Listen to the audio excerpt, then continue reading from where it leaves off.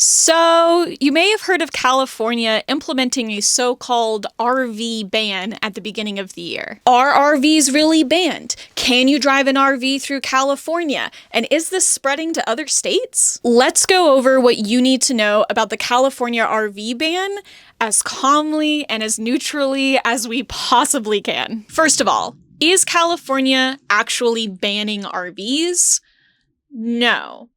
But they are forcing a huge shift in the industry that the industry may not be able to keep up with. And if they don't, then it could become near impossible to purchase an RV in California and in many other states by 2036. So what's going on? In California, they have a governmental agency called the California Air Resource Board, or CARB for short. This agency isn't new. It was actually created in 1967 when then Governor Reagan combined two agencies into one. CARB's main objectives are to protect the public from the harmful effects of air pollution and to help fight climate change. This agency is made up of 16 members, most of which are appointed by the governor, and they're supposed to be subject matter experts. This becomes important in the grand scheme of things because a lot of people think that this board has too much power for being made up of non-elected officials. The flip side to this being a lot of agencies like this are not voted upon. They are made up of appointed members,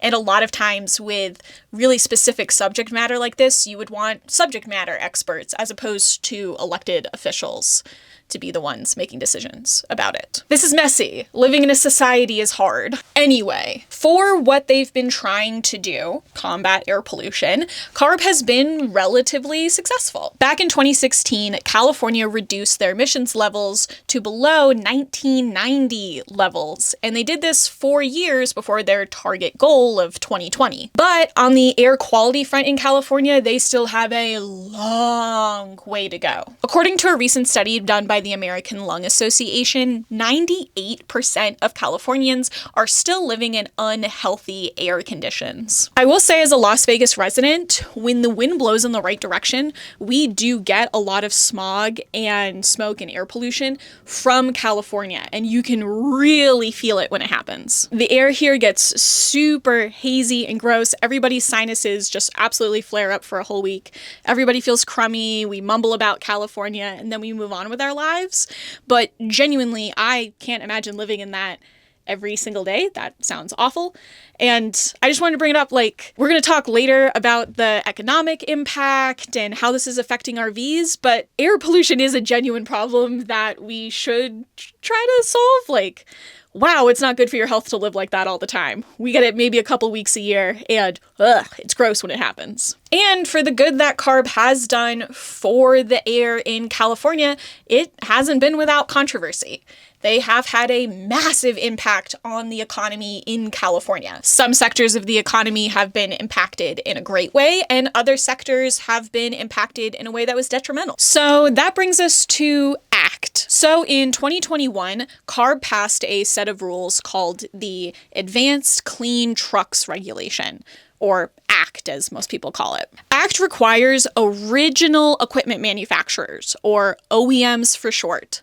Yes, there are a lot of abbreviations in this thing, of medium and heavy duty trucks to sell zero emissions vehicles or near zero emissions vehicles, which also gets shortened to ZEVs a lot of the time. Gotta love all of these shortenings. At an increasing percentage from now until 2035. I know that was a big word salad. What does this mean in layman's terms? Zero emissions vehicles right now looks mostly like electric vehicles. There's some other technologies in the works, but if we're talking about like what's the big player, it's electric vehicles. So in order for OEMs to keep selling traditionally powered vehicles like gas and diesel in California, they need to have a certain percentage of their sales come from electric vehicles. And that percentage is going to increase rapidly each year between now and 2035. Right now, in 2025, 7 to 11% of their sales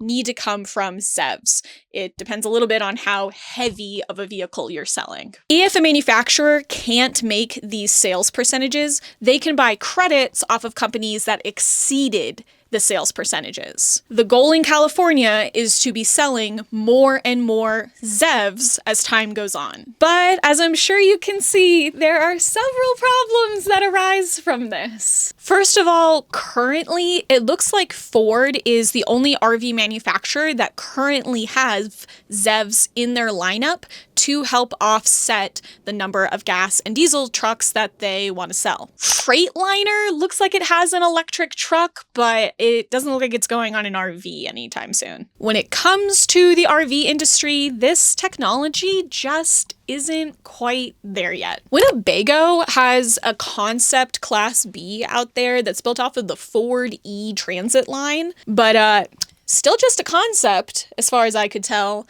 And even in concept, it is advertising a range of 108 miles. And they're getting that range from the advertised range of the Ford E-Transit. So I'm just going to take a wild guess and say it's probably a little shorter once you fill up your Winnebago with all of your camping equipment for a week. Just throwing that out there. I also found a company called Grounded RV that's making something that looks cool. But both of these examples were the only ones that I could find.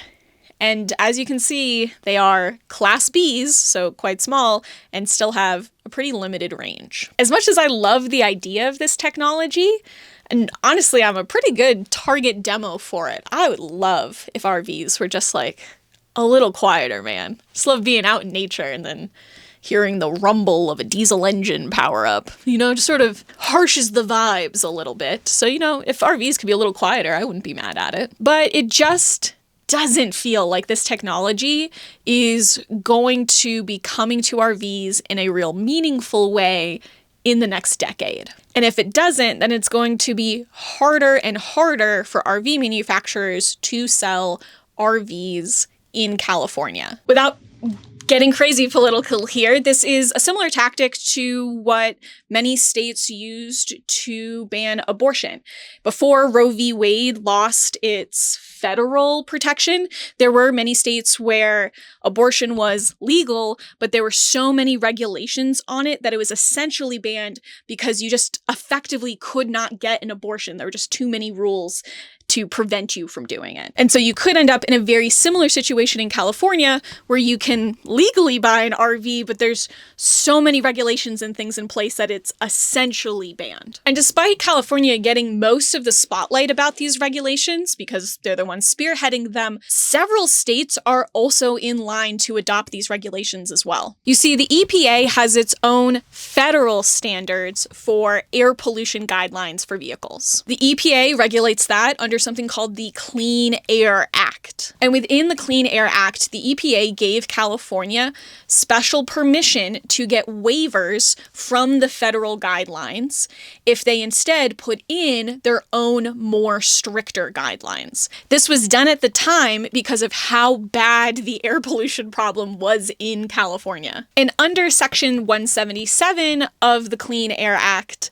other states can also apply for these waivers, but if they do, they have to follow California's more stricter guidelines exactly. They cannot pick and choose which guidelines they want to follow. So Massachusetts, New Jersey, New York, Washington, and Oregon were all set to also take up these ACT regulations at the beginning of 2025. And because almost all of the media coverage has been on California, it was actually really hard to figure out which of those 5 states did end up picking up these regulations at the beginning of the year. Vermont is also set to pick up ACT in 2026, and Colorado, Maryland, New Mexico, and Rhode Island are all set to take them up in 2027. Many of these states are looking to delay taking up the ACT regulations because they want to do studies on the economic impact and other factors. But again, because all of the media coverage is on California, it's really tricky to figure out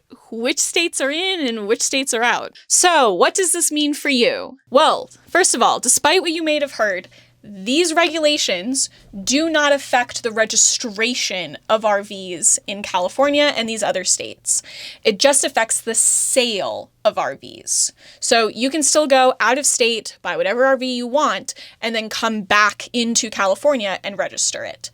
with a big asterisk on this. If your RV is under 7,500 miles, it is going to be considered a new vehicle and is going to be subject to other regulations that are affecting California that aren't connected to ACT per se, but are still going to affect you. The biggest one of these being that California has some pretty strict regulations on diesel engines. So that's just something to keep an eye out on. But those have been in effect before 2025 and before these ACT regulations came along. But you can still drive an RV through California. You can still own an RV in California.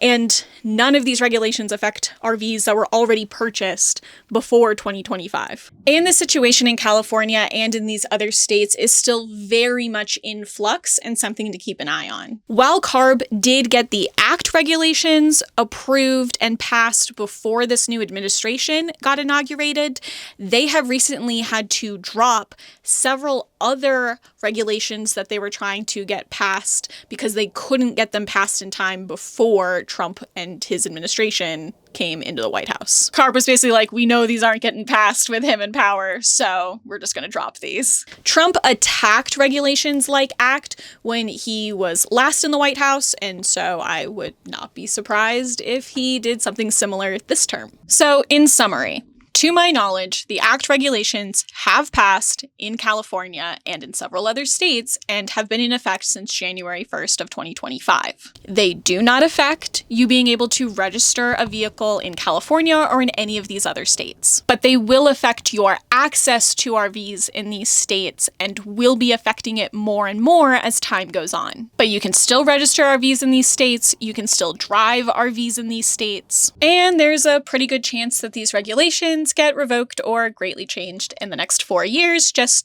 given who's in office. What a weird time to be alive! Lots of things to keep an eye on. If you found this video helpful, please consider hitting subscribe. I put out new videos like this every week where I give you RV tips, tricks, secrets, news that most techs don't want you to know. If you have an interesting take on these ACT regulations, go ahead and let me know in the comments. I'm sure everyone will be very civil and kind to each other. This has been RV Repairwoman. You got this.